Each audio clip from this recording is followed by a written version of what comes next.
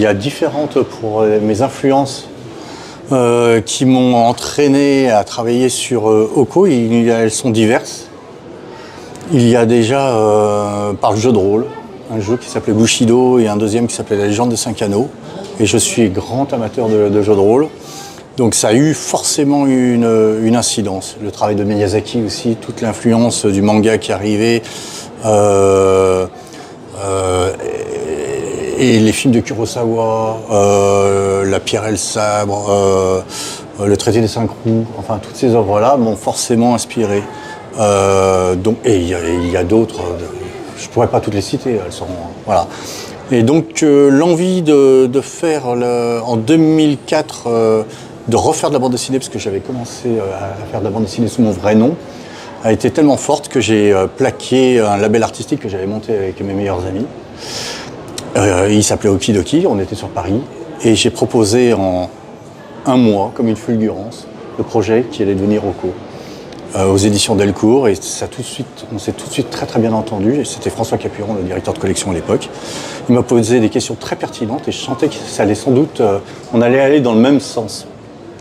Et donc on a très vite signé un contrat après que je lui ai montré la première planche, qui allait être la planche du premier album, du cycle de l'eau de Oko. Alors pour la documentation, c'est vrai que je pars jamais de rien. Au début, j'essaye d'amasser un maximum d'informations.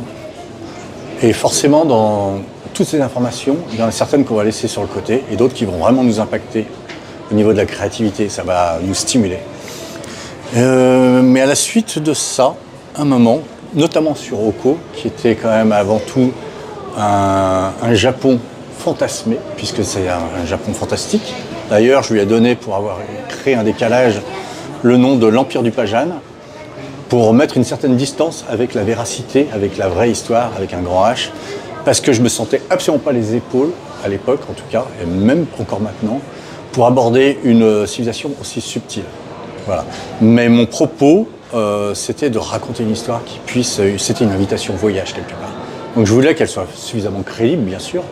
Mais après, lorsque je rencontre des puristes, vraiment des spécialistes de la culture nippone, ils peuvent m'épingler à plein d'endroits, notamment sur les châteaux où parfois les tuiles ne correspondent pas au château en question, etc. Donc je n'ai pas du tout la prétention d'être un grand spécialiste, mais j'essaye de faire quand même un tant soit peu illusion, voilà. Et de m'amuser graphiquement aussi après avec tous ces codes, de les digérer et de les restituer avec ma propre personnalité. Pour les compositions, je ferai une différence entre les compositions d'un album et les images comme celle-ci, qui est une sérigraphie avec 4 passages couleurs, je crois, si je m'en souviens bien, si j'ai bonne mémoire, où je compose complètement différemment. Pour les albums, c'est une succession de cases, donc c'est de la narration. Et c'est vrai que j'ai pas mal travaillé en tant que storyboardiste pour le cinéma. J'ai eu cette chance-là, cette occasion-là. Donc je pense qu'il y a une inspiration qui est parfois liée au cinéma. Je ne dois pas être le seul, loin de là, dans ce cas-là. Et lorsque par contre je compose une image comme une sérigraphie, je pense que il y a d'autres critères qui interviennent. Notamment, j'aime bien faire poser mes personnages comme... Alors très souvent, oui, par exemple sur mes couvertures, même chose, mes personnages sont assez statiques. J'aime le côté statique plutôt que le mouvement. C'est bizarre, hein, mais je ne l'explique pas, mais donc voilà.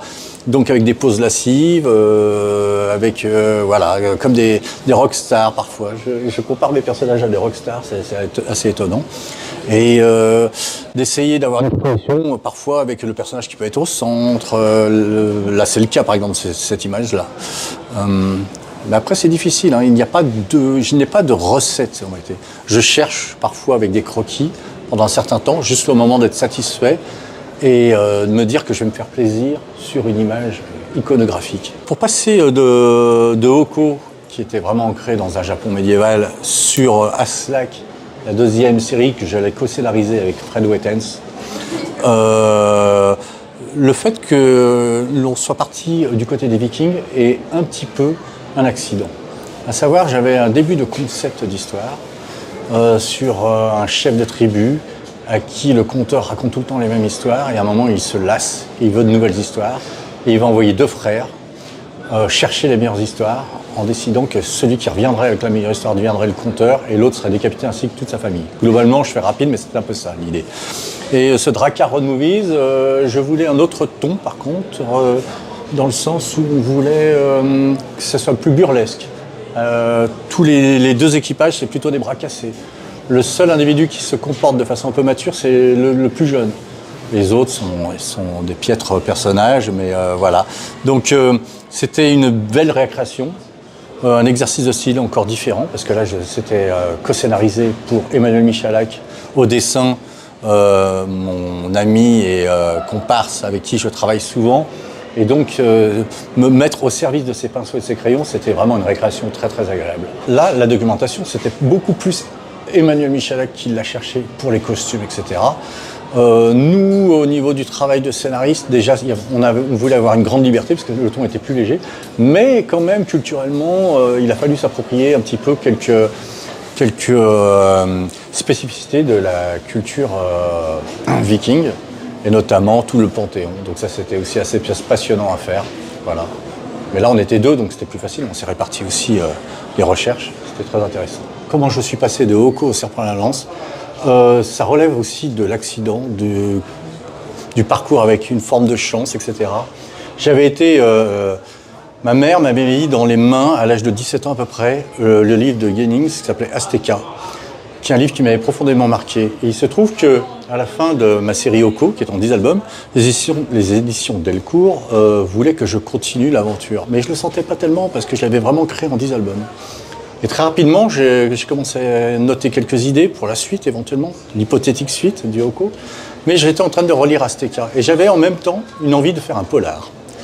Et donc, en relisant, je me suis délecté ce livre qui est magnifique, qui est d'une richesse incroyable. Et j'adorais les civilisations précolombiennes. Et ben, je pense que les deux idées, le polar et la civilisation aztèque, se sont télescopées, se sont percutées. Elles n'avaient aucune raison en principe c'est un peu comme l'huile et l'eau, elles n'avaient aucune raison de se matcher, de marcher ensemble. Mais je me suis dit justement que ça pouvait donner quelque chose d'assez original. Et donc j'ai commencé à développer cette petite idée qui a germé et qui a cannibalisé ce qui en principe devait être la suite de Oko.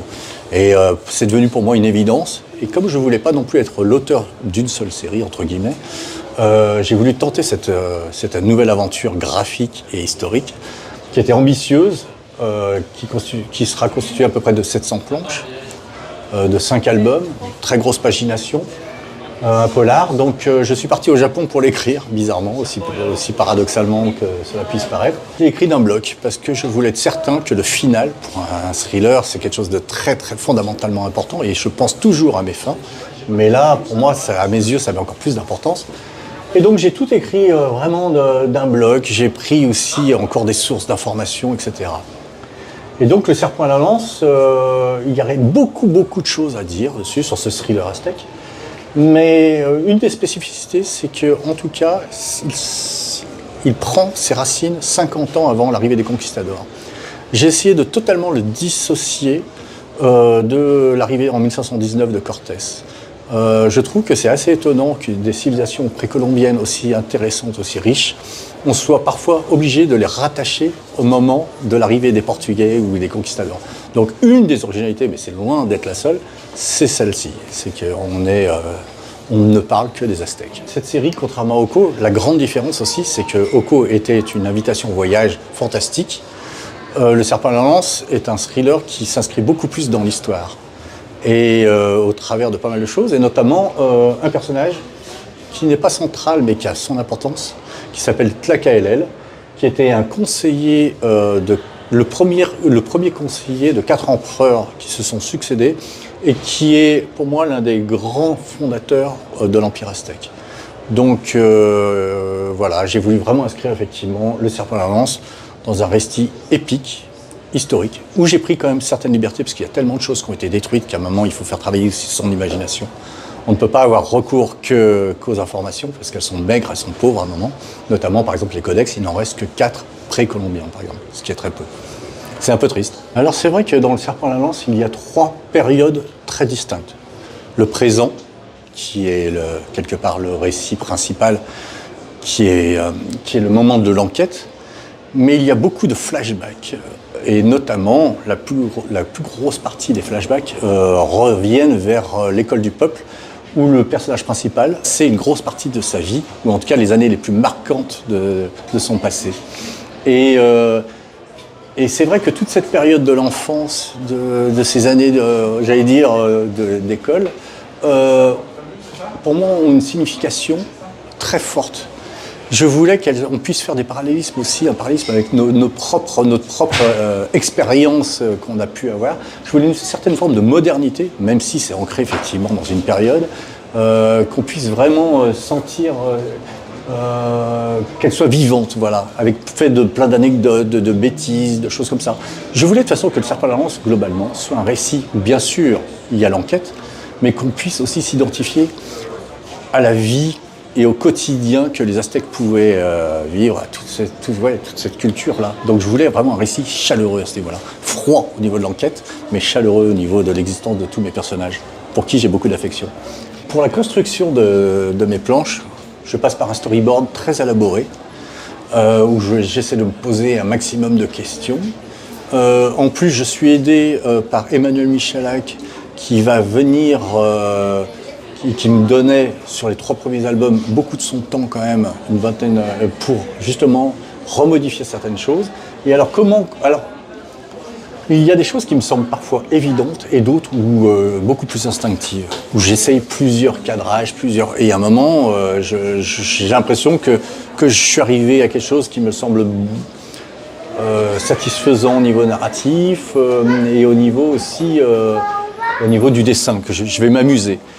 Je dis toujours par contre que le dessin doit être au service de l'histoire et non l'inverse. C'est-à-dire que dessiner pour dessiner ne m'intéresse pas du tout. Le dessin, c'est l'écrin quelque part, hein, comme je le dis, je crois quelque part justement dans cette magnifique exposition.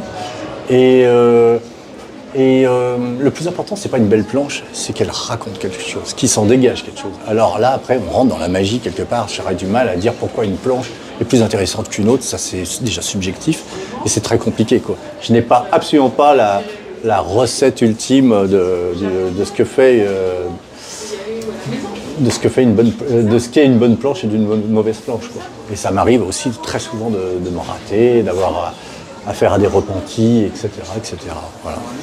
Et en plus, une petite anecdote, c'est que une fois que mon storyboard est fait, je dessine je storyboard toute l'histoire en même temps, mais ensuite, je dessine toutes mes planches en même temps. Donc j'en finis aucune pendant longtemps. Donc ça fait appel à un storyboard qui doit être suffisamment poussé pour me permettre cette excentricité, allais-je dire.